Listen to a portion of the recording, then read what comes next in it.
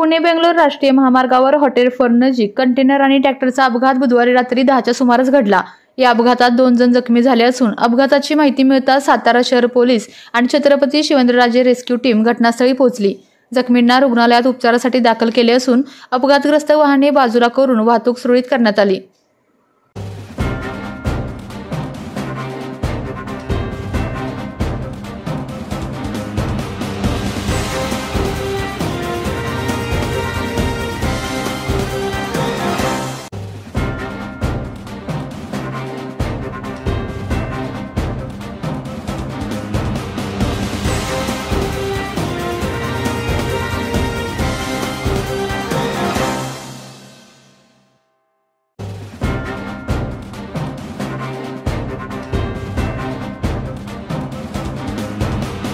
आपल्या तालुक्यातील जिल्ह्यातील बातम्या सर्वप्रथम पाहण्यासाठी आजच सातारा न्यूजला YouTube चॅनलवर सबस्क्राइब करा, लाईक करा, शेअर करा आणि बेल आयकॉन प्रेस करायला विसरू नका।